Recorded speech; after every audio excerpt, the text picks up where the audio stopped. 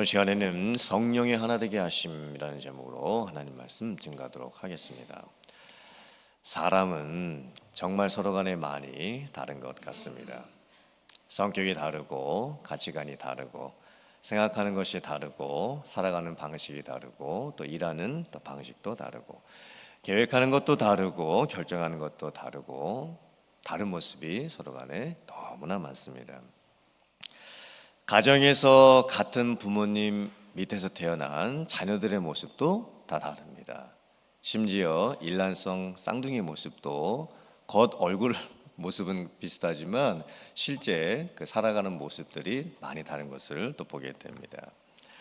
또 연애를 하면서 또 결혼을 해보면 연애할 때는 첫인상에 반해서 이제 호감을 가지고 서로 간에 끌려서 이제 사귀게 되는데 막상 결혼을 해보면 취약자는 사소한 문제부터 시작을 해가지고 그리고 자녀들 키우면서 경제 활동하는 어떤 큰 일들까지 참 다르다라는 것을 실제 살아보면 많이 느끼게 됩니다.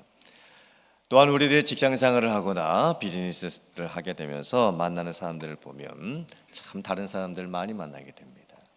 심지어 교회 안에서도 성도 간의 우리들의 모습이 얼마나 많이 다른지 모르겠습니다. 그래서 우리는 이 세상을 살아가면서 여러 조직들에 속하게 되는데 그 조직 안에서 사람들끼리 서로 하나가 된다는 것이 참으로 어렵다는 것을 깨닫게 됩니다. 사실 인간이라고 하는 존재를 어떻게 이해해야 할 것인가 라는 질문과 답은 상당히 오랜 전부터 찾기 시작을 했습니다. 철학자 소크라테스가 주전 470년에 태어났습니다. 지금으로부터 2500년 전의 사람입니다.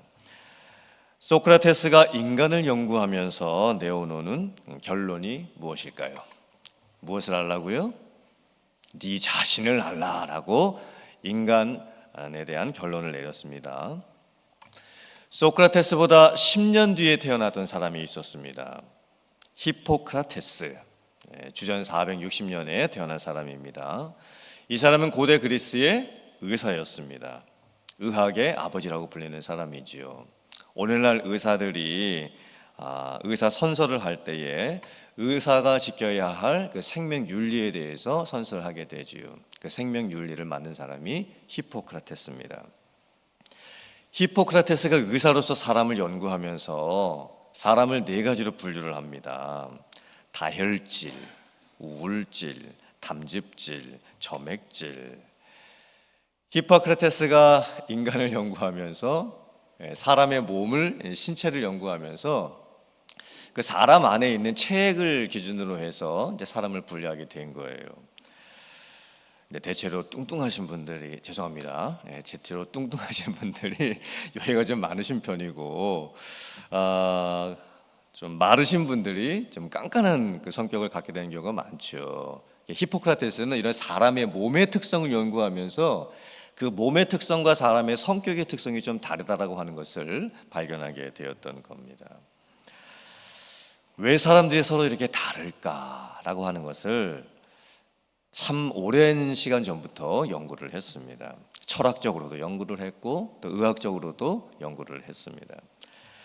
그리고 결정적으로 현대사회가 되면서 1914년에 제1차 세계대전이 발발을 하게 됩니다. 그리고 1938년에 제2차 세계대전이 발발을 하게 됩니다. 전 세계가 전쟁의 소용돌이에 휘말리게 되면서 인간성에 대한 논쟁이 불을 붙습니다. 인간이라는 존재는 과연 어떤 존재인가? 인간이라는 존재가 어떻게 이렇게 서로 간에 다를 수 있는가? 인간이라는 존재가 어떻게 이렇게 잔인할 수 있는가? 서로 싸우고 죽이고 영토를 침범하고 또 전쟁을 하고 인간으로서 하지 말아야 될 일들을 하게 되는 것을 보면서 이제 사람에 대한 존재를 더 깊이 연구하게 됩니다. 그래서 1910년도부터 시작해서 1950년대까지 심리학이 엄청난 발전을 하게 되고 그 연구의 결과로 사람의 성격 분석에 대한 많은 그런 프로그램들이 개발이 됩니다. MBTI 성격 분석 들어보셨습니까?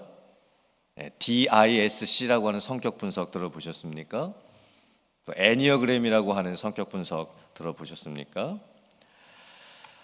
사실 오늘날 우리들이 현대 사회를 살아가면서 여러분들께서 상식적으로 어느 정도는 이런 MBTI가 무엇인가, DISC는 무엇인가, 또 애니어그램은 무엇인가를 알고는 계시는 게 좋습니다. 사람을 이해하는데 어느 정도 도움이 됩니다.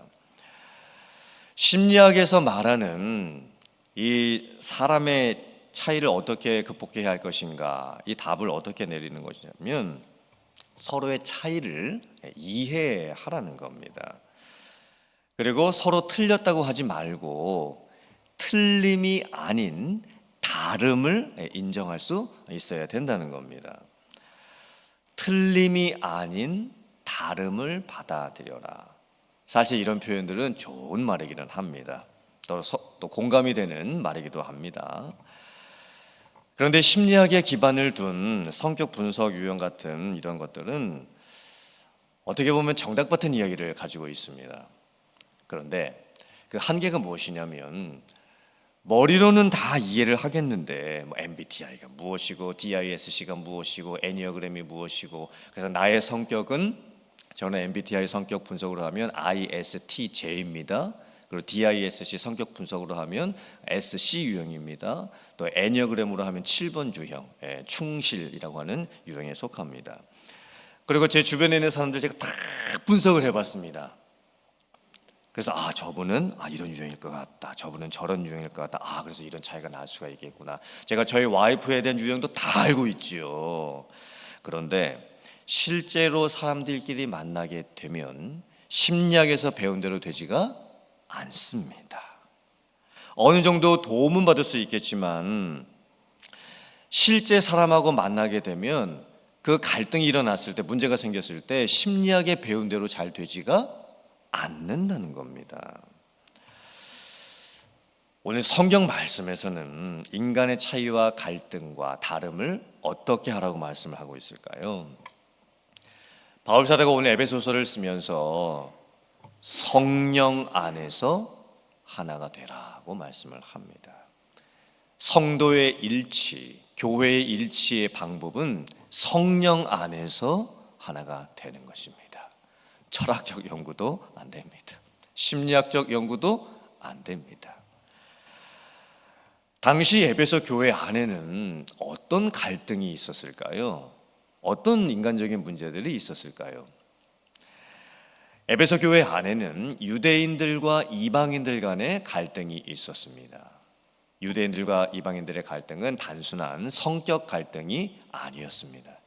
살아가는 방식에 대한 갈등도 아니었습니다. 어쩌면 영적인 갈등이었지요. 유대인들은 혈통적으로 아브라함의 후손들이었습니다. 구약 시대부터 하나님으로부터 특별하게 선택을 받았던 선민들이었습니다. 할례를 행하고 있었고 율법을 지키고 있었습니다. 그런데 심지어 예수님을 믿고 구원을 받았음에도 불구하고 옛 율법을 버리지를 못하고 있습니다.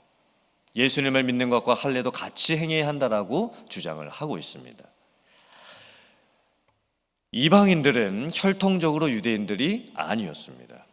언약의 관점에서 보았을 때는 언약 바깥에 있었던 사람들이었습니다.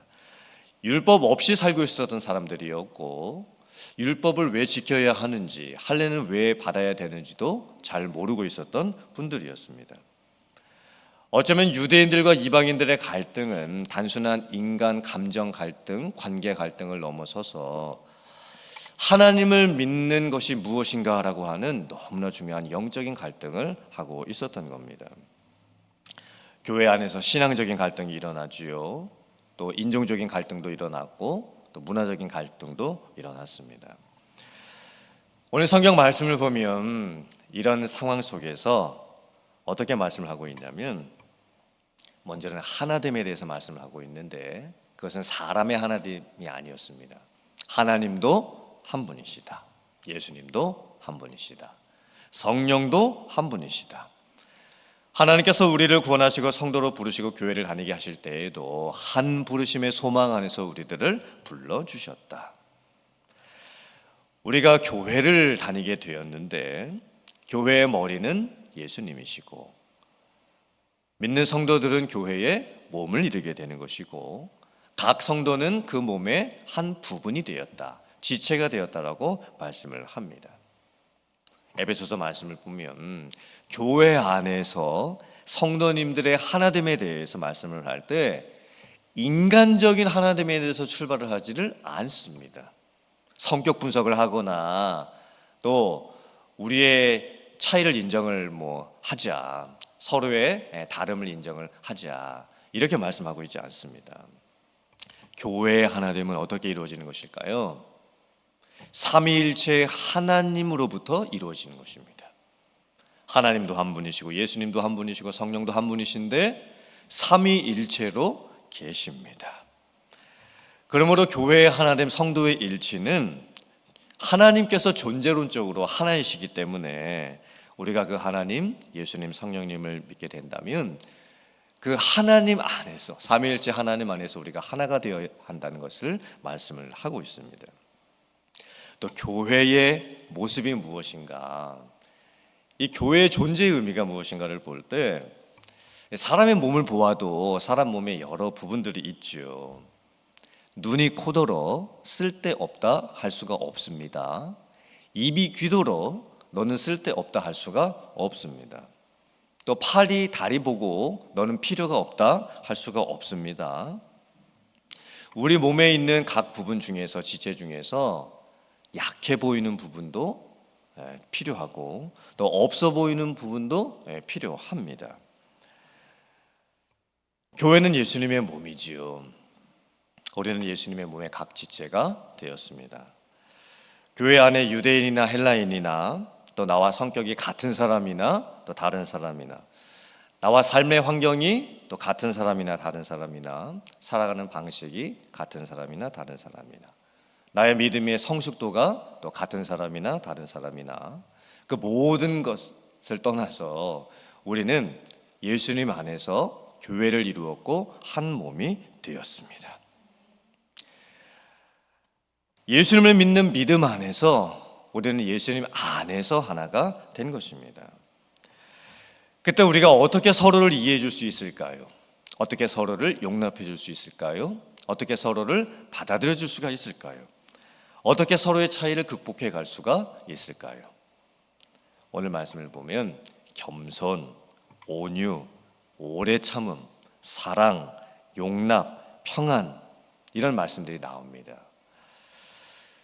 이런 것들이 어디에서부터 나오는 것일까요? 성령 안에서 나오는 것입니다.